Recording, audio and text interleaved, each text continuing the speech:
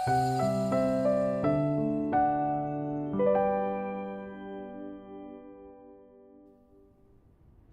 všetci, som Valdemar.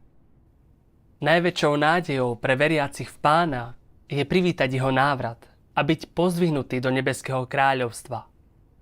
Teraz, keď sa začali veľké kataklizmy, je privítanie Pána nanajvýš naliehavou záležitosťou. Náboženský svet na základe slov v Biblii. Muži galilejskí, prečo stojíte a civiete na nebo?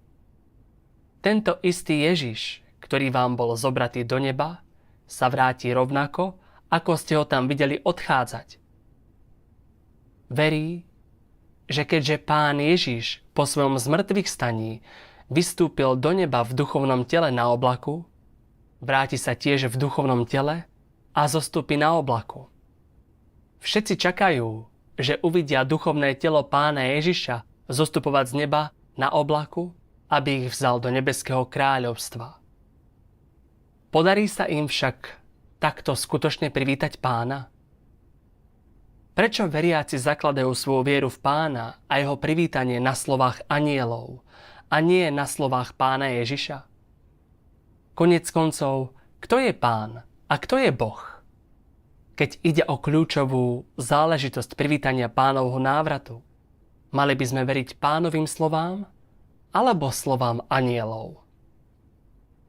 Slová, ktoré som práve citoval, jasne vyslovili anjeli. Povedali len to, že Pán Ježiš sa vráti rovnakým spôsobom, akým odišiel, ale nepovedali nič iné. Môžeme si byť na základe toho istí, že Pán sa vráti v duchovnom tele? Pán Ježiš povedal: ale o tom dni a o tej hodine nevie nik, ani anjeli, ktorí sú v nebi, ani syn, iba Otec.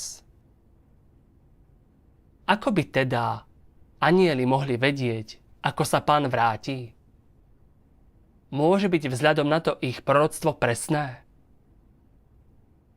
Pán Ježiš nikdy nepovedal, že sa vráti a zjaví sa človeku ako duchovné telo. Naopak, opakovane hovoril, že príde ako syn človeka a ako ženích. Napríklad, pretože ako sa blesk objavuje na východe a žiari až na západe, taký bude aj príchod syna človeka. Lebo ako blesk, ktorý sa rozžiari z jednej časti pod nebom, svieti na druhú časť pod nebom, tak bude aj syn človeka v jeho deň. Ale najprv musí mnoho vytrpieť a byť zavrhnutý od tohto pokolenia. O polnoci sa strhol krik: hľa, ženích prichádza, vyjdite mu v ústrety. Na základe proroctiev Pána Ježiša si môžeme byť istí, že keď sa Pán vráti, stane sa telom ako syn človeka. Zjaví sa a bude vyjadrovať pravdu, aby konal svoje dielo a vykoná dielo súdu posledných dní, aby spasil skupinu ľudí a urobil z nich víťazov. Rozšíri evanjelium o kráľovstve do všetkých národov sveta, aby sa na zemi mohlo uskutočniť Božie kráľovstvo.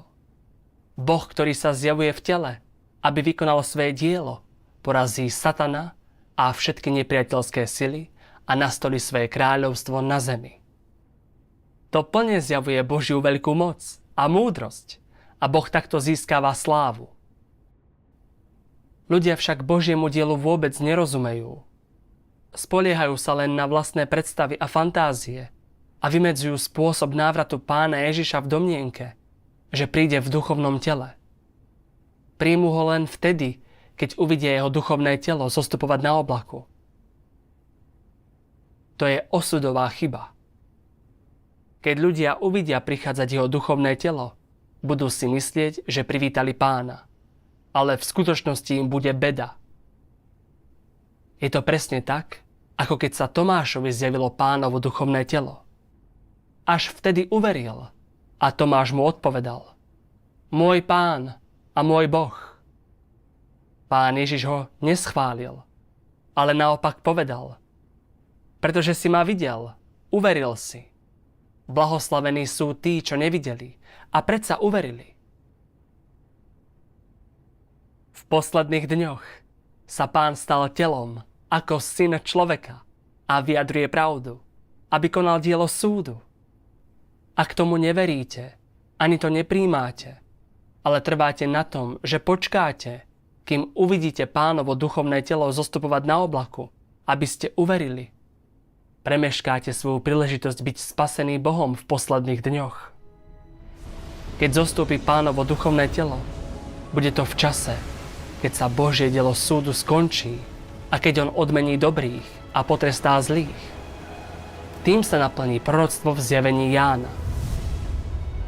Pozrite, prichádza s oblakmi a uvidí ho každé oko, aj tí, čo ho prebodli, a budú nad ním nariekať všetky pokolenia zeme. Vtedy už bude neskoro. Bude to čas, keď ľudia budú nariekať a škrípať zubami a v zúfalstve sa biť do prs. Prečítajme si úryvok. Všemohúci Boh hovorí: mnohým ľuďom môže byť jedno, čo hovorím, ale aj tak chcem povedať každému, takzvanému svetému, ktorý nasleduje Ježiša, že keď na vlastné oči uvidíte Ježiša zostupovať z neba na bielom oblaku, toto bude čas verejného zjavenia slnka spravodlivosti. Možno to bude pre teba moment veľkého vzrušenia.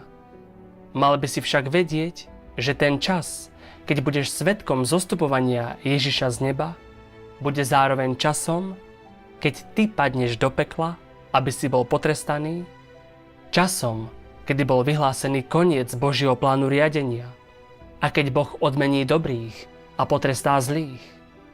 Lebo Boží súd sa skončí skôr, ako človek uvidí znamenia, keď bude vyjadrená len pravda. Tí, ktorí prijímajú pravdu a nehľadajú znamenia a tak boli očistení, budú privedení pred Boží trón a dostanú sa do Stvoriteľovho objatia. Iba tí, ktorí zotrvávajú vo viere, že Ježiš, ktorý sa nenesie na bielom oblaku, je falošný Kristus, budú podrobení večnému trestu, pretože veria iba v Ježiša, ktorý vykonáva znamenia, ale neuznávajú Ježiša, ktorý vynáša prísny súd a oslobodzuje život a pravú cestu. A tak to môže byť jedine tak, že Ježiš sa s nimi vysporiadá, keď sa otvorene vráti na bielom oblaku. Z tohto úryvku vidíme, že beda každému, kto len čaká na to, že Pán zostupí na oblaku, namiesto toho, aby prijal Pánovo zjavenie a dielo v tele.